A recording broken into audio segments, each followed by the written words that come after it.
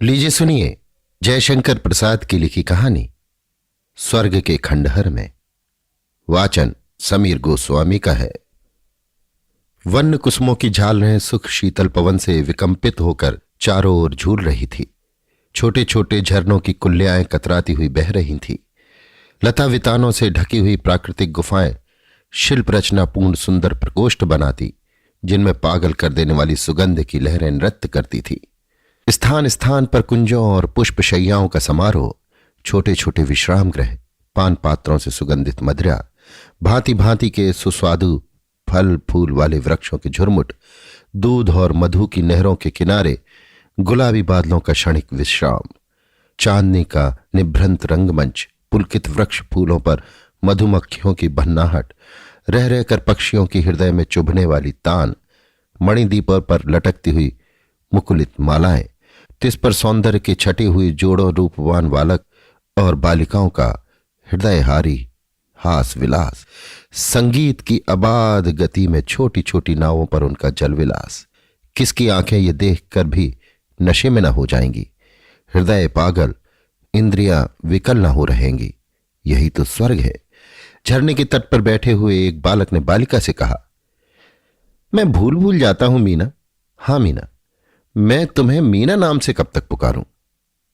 और मैं तुमको गुल कहकर क्यों बुलाऊं? क्यों मीना, यहां भी तो हम लोगों को सुखी ही है ना?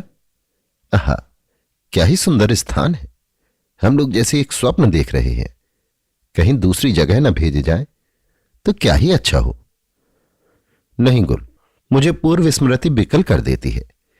कई बरस बीत गए, वो माता के समान दुलार, उस उपासिका की स्नेहमयी करुणा भरी दृष्टि आंखों में कभी कभी चुटकी काट लेती है। मुझे तो अच्छा नहीं लगता। बंदी होकर रहना तो स्वर्ग में भी अच्छा, तुम्हें यहां रहना नहीं खलता? नहीं मीना, सबके बाद जब मैं तुम्हें अपने पास ही पाता हूं, तब और किसी आकांक्षा का स्मरण ही नहीं रह जाता। मैं समझता हूं कि तुम गलत समझते हो। मीना अभी पूरा कहने ना पाई थी कि तितलियों के झुंड के पीछे उन्हीं के रंग के कौशे वसन पहने हुए बालक और बालिकाओं की दौड़ती हुई टोली ने आकर मीना और गुल को घेर लिया। जल विहार के लिए रंगीली मछलियों का खेल खेला जाए। एक साथ ही तालियां बज उठीं। मीना और गुल को ढकेलते हुए सब उसी कलनादी स्रोत में कूद पड़े। पुलिन की हरी झाड़ियों में से वंशी बजने लगी। मीना और गुल की जोड़ी आगे आगे और पीछे पीछे सब बालक बालिकाओं की टोली तैरने लगी। तीर पर की झुकी डालों के अंतराल में लुक छिप कर निकलना, उन कोमल पानी पल्लवों से शुद्र वीचियों का कटना सचमुच उसी स्वर्ग में प्राप्त था। तैरते तैरते मीना ने पूछा, गुल, यदि मैं बह जाऊं और डूबने लगूं, मैं नाव बन जाऊंगा मीना? और जो मैं यहां से सचमुच चली जाऊं? ऐसा ना कहो, फिर मैं क्या करूंगा?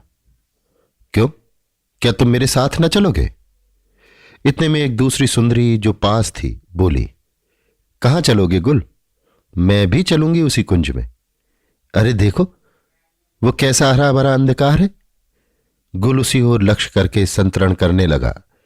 बहार उसके साथ तैरने लगी। वे दोनों त्वरित गति से तैर रहे थे। मीना उनका साथ न दे सकी। वो हताश होकर और भी पिछड़ने के लिए धीरे धीरे तैरने लगी। बहार और गुल जल से टकराती हुई डालों को पकड़कर विश्राम करने लगे। किसी को समीप में न देखकर बहार ने गुल से कहा, चलो हम लोग इसी कुंज में छिप जाएं। वे दोनों उसी झुरमुट में विलीन हो गए। मीना से एक दूसरी सुंदरी ने पूछा, गुल किधर गया, तुमने देखा?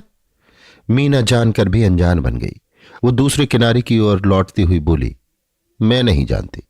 इतने में एक विशेष संकेत से बजती हुई सीटी सुनाई पड़ी। सब तैरना छोड़कर बाहर निकले।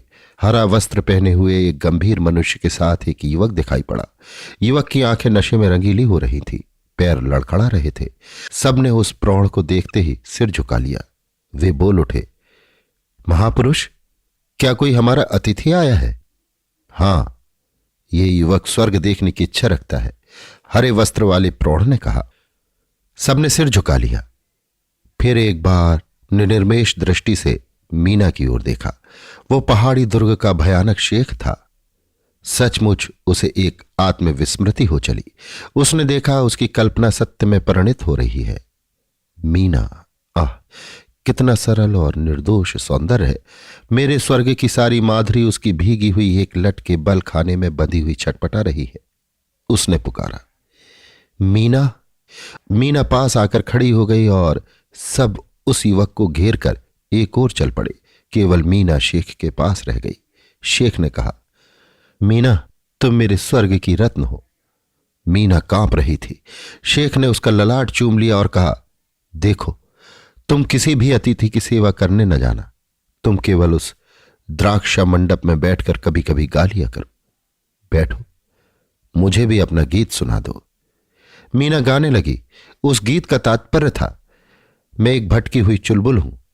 हे मेरे अपरिचित कुंज, क्षण भर मुझे विश्राम करने दोगे? ये मेरा क्रंदन है। मैं सच कहती हूं, ये मेरा रोना है, गाना नहीं। मुझे दम तो लेने दो। आने दो बसंत का वो प्रभात, जब संसार गुलाबी रंग में नहाकर अपने यौवन में थिरकने लगेगा, और तब मैं तुम्हें अपनी एक तान सुनाकर, केवल एक तान, इस रजनी विश्राम का मूल्य चुकाकर चली जाऊंगी। तब तक अपनी किसी सूखी हुई टूटी डाल पर ही अंधकार बिता लेने दो। मैं एक पथ भूली हुई बुलबुल हूं। शेख भूल गया कि मैं ईश्वरीय संदेह वाहक हूं, आचार्य हूं और महापुरुष हूं। वो एक क्षण के लिए अपने को भी भूल गया। उसे विश्वास हो गया कि बुलबुल तो नहीं हूं, पर कोई भूली हुई वस्तु हूं। क्या हूं, ये सोचते सोचते पागल होकर एक ओर चला गया। हरियाली से लदा हुआ ढालुआ तट था। बीच में बहता हुआ वही कलनादी स्रोत यहां कुछ गंभीर हो गया था। उस रमणीय प्रदेश के छोटे से आकाश में मदरा से भरी हुई घटा छा रही थी। लड़खड़ाते हाथ से हाथ मिलाए बहार और गुल ऊपर चढ़ रहे थे। गुल अपने आपे में नहीं है, बहार फिर भी सावधान है। वो सहारा देकर उसे ऊपर ले आ रही है। एक शिलाखंड पर बैठे हुए गुल ने कहा, प्यास लगी है। बहार पास के विश्राम गृह में गई, पान पात्र भर लाई। गुल पीकर मस्त हो रहा था। बोला, बहार, तुम बड़े वेग से मुझे खींच रही हो, संभाल सकोगी? देखो, मैं गिरा। गुल बहार की गोद में सिर रखकर आंखें बंद किए पड़ा रहा। उसने बहार के यौवन की सुगंध से घबरा कर आंखें खोल दी। उसके गले में हाथ डालकर बोला, ले चलो, मुझे कहां ले चलती हो? बहार उस स्वर्ग की अप्सरा थी। विलासनी बहार एक तीव्र मदरा प्याली थी। मकरंद भरी वायु का झकोर आकर उसमें लहर उठा देता है। वो रूप का उर्मिल सरोवर गुल उन्मत्त था। बहार ने हंसकर पूछा, ये स्वर्ग छोड़कर कहां चलोगे? कहीं दूसरी जगह, जहां हम हो और तुम। क्यों, यहां कोई बाधा है? सरल गुल ने कहा, बाधा यदि कोई हो, कौन जाने। कौन? मीना? जिसे समझ लो। तो तुम उसकी उपेक्षा करके मुझे, केवल मुझे ही नहीं, ऐसा ना कहो। बहार के मुंह पर हाथ रखते हुए गुल ने कहा। ठीक इसी समय नवागत युवक ने वहां आकर उन्हें सचेत कर दिया।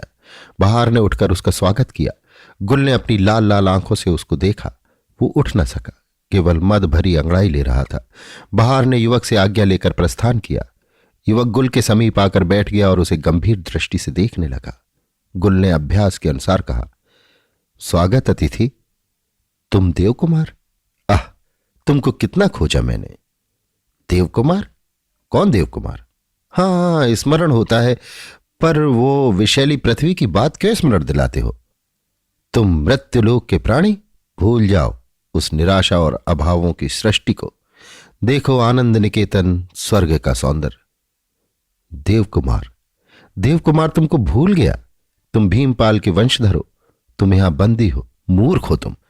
जिसे तुमने स्वर्ग समझ रखा है, वो तुम्हारे आत्म विस्तार की सीमा है। मैं केवल तुम्हारे ही लिए आया हूं। तो तुमने भूल की। मैं यहां बड़े सुख से हूं। बहार को बुलाऊं, कुछ खाओ पियो। कंगाल, स्वर्ग में भी आकर व्यर्थ समय नष्ट करना। संगीत सुनोगे? युवक हताश हो गया। गुल ने मन में कहा, मैं क्या करूं? सब मुझसे रूठ जाते हैं, कहीं सहृदयता नहीं। मुझसे सब अपने मन की कराना चाहते हैं, जैसे मेरे मन नहीं, हृदय नहीं है। प्रेम, आकर्षण, वो स्वर्गीय प्रेम में भी चलन। बहार तिनक कर चली गई। मीना? ये पहले ही हट रही थी, तो फिर क्या जलन ही स्वर्ग है? गुल को उस युवक के हताश होने पर दया आ गई। ये भी स्मरण हुआ कि वो अतिथि है। उसने कहा, कहिए आपकी क्या सेवा करूं? मीना का गान सुनिएगा, वो स्वर्ग की रानी है। युवक ने कहा, चलो। द्राक्षा मंडप में दोनों पहुंचे। मीना वहां बैठी हुई थी। गुल ने कहा, अतिथि को अपना गान सुनाओ। एक निश्वास लेकर वही बुलबुल का संगीत सुनाने लगी। युवक की आंखें सजल हो गई। उसने कहा, सचमुच तुम स्वर्ग की देवी हो? नहीं अतिथि, मैं उस पृथ्वी की प्राणी हूं जहां कष्टों की पाठशाला है, जहां का दुख इस स्वर्ग सुख से भी मनोरम था, जिसका अब कोई समाचार नहीं मिलता। मीना ने कहा, तुम उसकी एक करुण कथा सुनना चाहो तो मैं तुम्हें सुनाऊं। युवक ने कहा, सुनाइए। मीना ने कहा। युवक कहने लगा, बाली, गांधार, कपिशा और उद्यान मुसलमानों के भयानक आतंक में कांप रहे थे। गांधार के अंतिम आर्य नरपति भीमपाल के साथ ही शाही वंश का सौभाग्य अस्त हो गया। फिर भी उनके बचे हुए वंशधर उद्यान के मंगली दुर्ग में, सुवास्तों की घाटियों में, पर्वतमाला, हिम और जंगलों के आवरण में अपने दिन काट रहे थे। वे स्वतंत्र थे। देवपाल एक साहसी राजकुमार था। वो कभी कभी पूर्व गौरव का स्वप्न देखता हुआ सिंधु तट तक घूमा करता। एक दिन अभिसार प्रदेश का सिंधु तट वासना के फूल वाले प्रभात में सौरभ की लहरों में झोंके खा रहा था। कुमारी लज्जा स्नान कर रही थी। उसका कलसा तीर पर पड़ा था।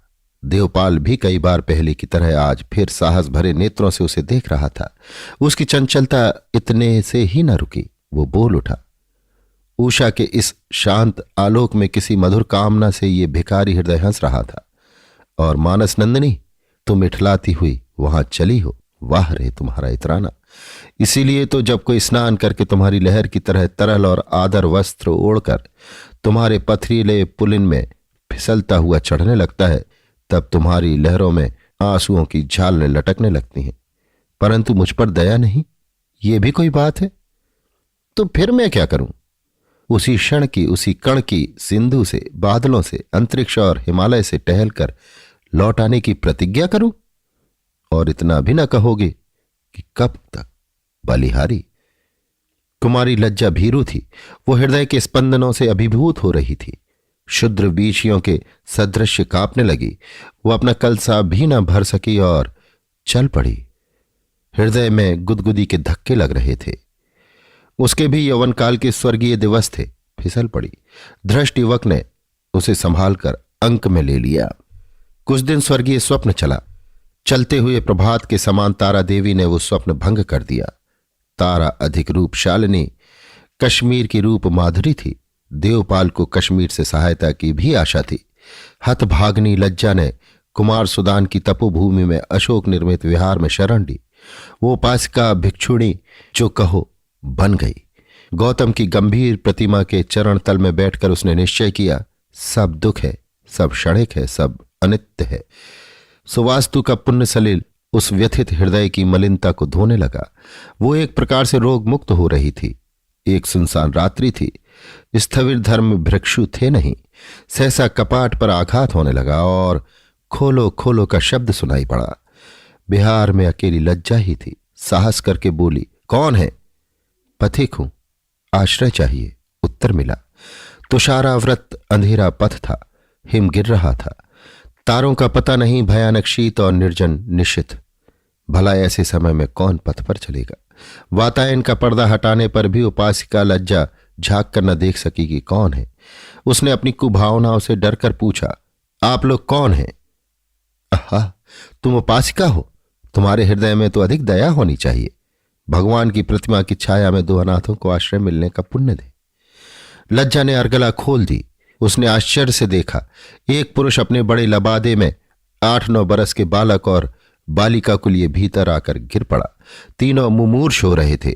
भूख और शीत से तीनों विकल थे। लज्जा ने कपाट बंद करते हुए अग्नि धधकाकर उसमें कुछ गंध द्रव्य डाल दिया।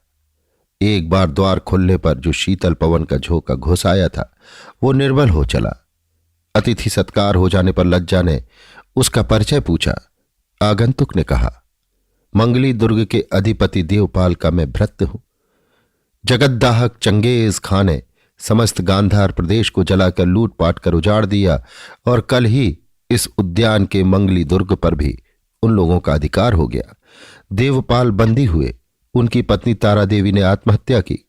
दुर्गपति ने पहले ही मुझसे कहा था कि इस बालक को अशोक विहार में ले जाना, वहां की एक उपासिका लज्जा इसके प्राण बचा ले तो कोई आश्चर्य नहीं। ये सुनते ही लज्जा की धमनियों में रक्त का तीव्र संचार होने लगा। शीताधिक्य में भी उसे स्वेद आने लगा। उसने बात बदलने के लिए बालिका की ओर देखा। आगंतुक ने कहा, यह मेरी बालिका है, इसकी माता नहीं है। लज्जा ने देखा, बालिका का शुभ्र शरीर मलिन वस्त्र में दमक रहा था। नासिका मूल से कानों के समीप तक भ्रू, युगल की प्रभाव शालिनी रेखा और उसकी छाया में दो उनीदे कमल संसार से अपने को छिपा लेना चाहते थे। उसका विरागी सौंदर्य शरद के शुभ्र घन के आवरण में पूर्णिमा के चंद्र सा आप ही लज्जित था। चेष्टा करके भी लज्जा अपनी मानसिक स्थिति को चंचल होने से न संभाल सकी। वो, अच्छा आप लोग सो रही है, थके होंगे, कहती हुई दूसरे प्रकोष्ठ में चली गई। लज्जा ने वातायन खोलकर देखा। आकाश स्वच्छ हो रहा था। पार्वत्य प्रदेश के निस्तब्ध गगन में तारों की झिलमिलाहट थी। उन प्रकाश की लहरों में अशोक निर्मित स्तूप की चूड़ा पर लगा हुआ स्वर्ण का धर्मचक्र जैसे हिल रहा था। दूसरे दिन जब धर्म भिक्षु आए तो उन्होंने इन आगंतुकों को आश्चर्य से देखा, और जब पूरे समाचार सुने तो और भी उबल पड़े।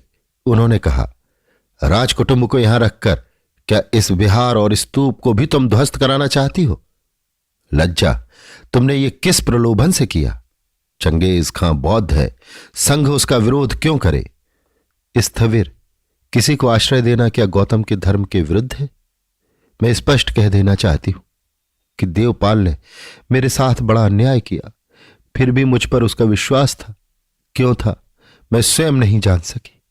इसे चाहे मेरी दुर्बलता ही समझ ले, परंतु मैं अपने प्रति विश्वास का किसी को भी दुरुपयोग नहीं करने देना चाहती। देवपाल को मैं अधिक से अधिक प्यार करती थी, और अब भी बिल्कुल निश्शेष समझकर उस प्रणय का तिरस्कार कर सकूंगी, इसमें संदेह। लज्जा ने कहा, लज्जा, तो तुम संघ के सिद्धांत से च्युत हो रही हो, इसलिए तुम्हें भी विहार का त्याग करना पड़ेगा, धर्म भिक्षु ने कहा। लज्जा व्यथित हो उठी। बालक के मुख पर देवपाल की स्पष्ट छाया उसे बार बार उत्तेजित करती, और वो बालिका तो उसे छोड़ना ही ना चाहती थी। उसने साहस करके कहा, तब यही अच्छा होगा कि मैं भिक्षु होने का ढोंग छोड़कर अनाथों के सुख दुख में सम्मिलित हूं। उसी रात को वो दोनों बालक बालिका और विक्रम भृत्य को लेकर निस्सहाय अवस्था में चल पड़ी। छद्मवेश में ये दल यात्रा कर रहा था। इसे भिक्षा का अवलंब था। बाहलीक के गिरिव्रज नगर के भग्रपाथ निवास के टूटे कोने में इन लोगों को आश्रय लेना पड़ा। उस दिन आहार नहीं जुट सका। दोनों बालकों के संतोष के लिए कुछ बचा था, उसी को खिलाकर वे सुला दिए गए। लज्जा और विक्रम अनाहार से म्रियमाण अचेत हो गए। दूसरे दिन आंख खुलते ही उन्होंने देखा तो वो राजकुमार और बालिका दोनों ही नहीं, उन दोनों की खोज में ये लोग भी भिन्न भिन्न दिशा को चल दिए। एक दिन पता चला कि केकई के पहाड़ी दुर्ग के समीप कहीं स्वर्ग है। वहां रूपवान बालकों और बालिकाओं की अत्यंत आवश्यकता रहती है। और भी सुनोगी पृथ्वी की दुख गाथा? क्या करोगी सुनकर? तुम ये जानकर क्या करोगी कि उस उपासिका या विक्रम का फिर क्या हुआ? अब मीना से ना रहा गया। उसने युवक के गले से लिपट कर कहा, तो तुम ही वो उपासिका हो? सच कह दो। गुल की आंखों में अभी नशे का उतार था। उसने अंगड़ाई लेकर एक जमाही ली और कहा, बड़े आश्चर्य की बात है। क्यों मीना, अब क्या किया जाए? अकस्मात स्वर्ग के भयानक रक्षियों ने आकर उस युवक को बंदी कर लिया। मीना रोने लगी। गुल चुपचाप खड़ा था। बाहर खड़ी हंस रही थी। सहसा पीछे से आते हुए प्रहरियों के प्रधान ने ललकारा। मीना और गुल को भी अब उस युवक ने घूम कर देखा। घनी दाढ़ी मूछों वाले प्रधान की आंखों से आंखें मिली। युवक चिल्ला उठा, देवपाल! कौन? लज्जा? अरे हां, तो देवपाल, इस अपने पुत्र गुल को भी बंदी करो। विधर्मी का कर्तव्य ही आज्ञा देता है। लज्जा ने कहा। ओह, कहता हुआ प्रधान देवपाल सिर पकड़कर बैठ गया। क्षण भर में वो उन्मत्त हो उठा और दौड़कर गुल के गले से लिपट गया। सावधान होने पर देवपाल ने लज्जा को बंदी करने वाले प्रहरी से कहा, उसे छोड़ दो। प्रहरी ने बाहर की ओर देखा। उसका गूढ़ संकेत समझकर वो बोल उठा, मुक्त करने का अधिकार केवल शेख को है। देवपाल का क्रोध सीमा का अतिक्रमण कर चुका था। उसने खड्ग चला दिया। प्रहरी गिरा। उधर बाहर हत्या हत्या चिल्लाती हुई भागी। संसार की विभूति जिस समय चरणों में लौटने लगती है, वही समय पहाड़ी दुर्ग के सिंहासन का था। शेख क्षमता की ऐश्वर्य मंडित मूर्ति था। लज्जा, मीना, गुल और देवपाल बंदी वेश में खड़े थे। भयानक प्रहरी दूर दूर खड़े पवन की भी गति जांच रहे थे। जितना भीषण प्रभाव संभव है वो शेख के उस सभागृह में था। शेख ने पूछा, देवपाल, तुझे इस धर्म पर विश्वास है कि नहीं? नहीं, देवपाल ने उत्तर दिया। तब तुमने हमको धोखा दिया? नहीं, चंगेज के बंदीगृह से छुड़ाने में जब समरखंड में तुम्हारे अनुचरों ने मेरी सहायता की और मैं तुम्हारे उत्कोच या मूल्य से क्रीत हुआ, तब मुझे तुम्हारी आज्ञा पूरी करने की स्वभावतः इच्छा हुई। अपने शत्रु चंगेज का ईश्वरीय कोप, चंगेज का नाश करने की एक विकट लालसा मन में खेलने लगी और मैंने उसकी हत्या की भी। मैं धर्म मानकर कुछ करने गया था, वो समझना भ्रम है। यहां तक तो मेरी आज्ञा के अनुसार ही हुआ, परंतु उस अलाउद्दीन की हत्या क्यों की? दांत पीसकर शेख ने कहा, यह मेरा उससे प्रतिशोध था। अविचल भाव से देवपाल ने कहा, तुम जानते हो कि इस पहाड़ के शेख केवल स्वर्ग के ही अधिपति नहीं, प्रत्युत हत्या के दूत भी है। क्रोध से शेख ने कहा, इसके जानने की मुझे उत्कंठा नहीं है शेख। प्राणी धर्म में मेरा अखंड विश्वास है। अपनी रक्षा करने के लिए, अपने प्रतिशोध के लिए जो स्वाभाविक जीवन तत्व के सिद्धांत की अवहेलना करके चुप बैठता है, उसे मृतक, कायर, सजीवता विहीन, हड्डी मांस के टुकड़े के अतिरिक्त मैं कुछ नहीं समझता। मनुष्य परिस्थितियों का अंधभक्त है, इसलिए मुझे जो करना था वो मैंने किया। अब तुम अपना कर्तव्य कर सकते हो। देवपाल का स्वर दृढ़ था। भयानक शेख अपनी पूर्ण उत्तेजना से चिल्ला उठा। उसने कहा, और तू कौन है स्त्री? तेरा इतना साहस मुझे ठगना? लज्जा अपना बाह आवरण फेंकती हुई बोली, हां शेख, अब आवश्यकता नहीं कि मैं छिपाऊं। मैं देवपाल की प्रेरणी हूं। तो तुम इन सबको ले जाने या बहकाने आई थी, क्यों? आवश्यकता से प्रेरित होकर, जैसे अत्यंत कुत्सित मनुष्य धर्माचार्य बनने का ढोंग कर रहा है, ठीक उसी प्रकार मैं स्त्री होकर भी पुरुष बनी। यह दूसरी बात है कि संसार के सबसे पवित्र वस्तु धर्म की आड़ में आकांक्षा खेलती है।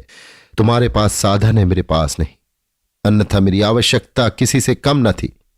लज्जा हाँफ रही थी।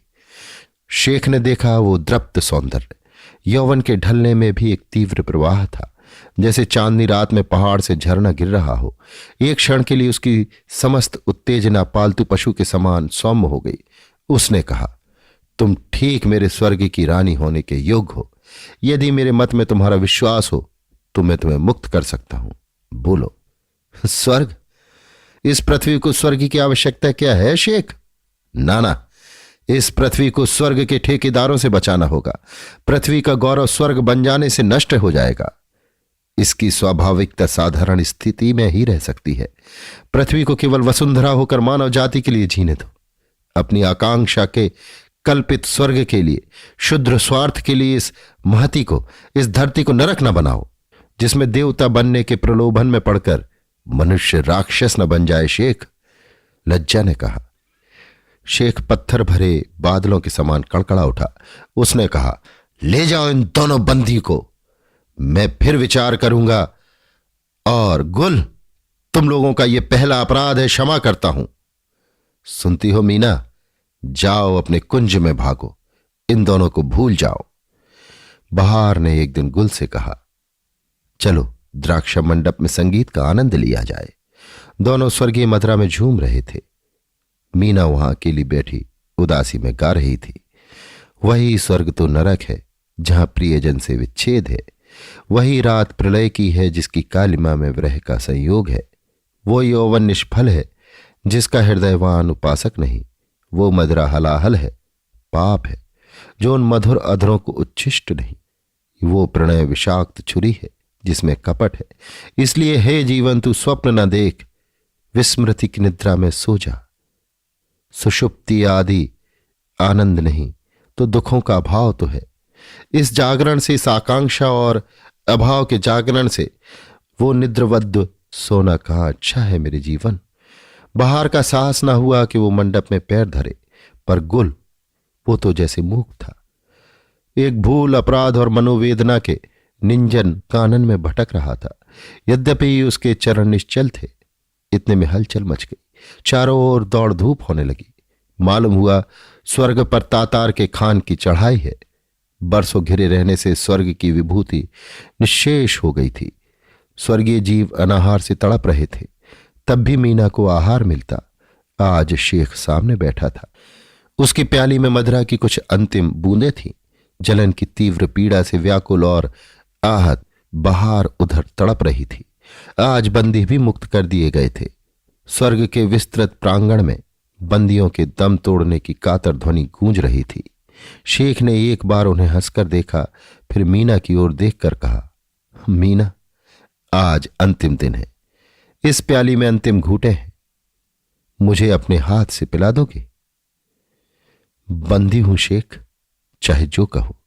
शेख एक दीर्घ निश्वास लेकर उठ खड़ा हुआ। उसने अपनी तलवार संभाली। इतने में द्वार टूट पड़ा। तातारी घुसते हुए दिखलाई पड़े। शेख के पाप दुर्बल हाथों से तलवार गिर पड़ी। द्राक्षा के रूखे कुंज में देवपाल, लज्जा और गुल के शव के पास मीना चुपचाप बैठी थी। उसकी आंखों में ना आंसू थे, ना होठों पर क्रंदन। वो सजीवन कुंपा निष्ठुर हो रही थी। तातारों के सेनापतियों ने आकर देखा। उस दावाग्नि के अंधड़ में तृण कुसुम सुरक्षित है। वो अपनी प्रतिहिंसा से अंधा हो रहा था। कड़क कर उसने पूछा, तू शेख की बेटी है?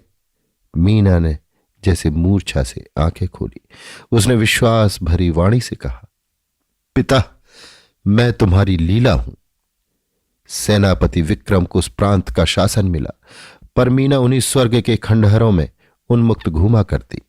जब सेनापति बहुत स्मरण दिलाता तो वो कह देती, मैं एक भटकी हुई बुलबुल हूं, मुझे किसी टूटी डाल पर अंधकार बिता लेने दो।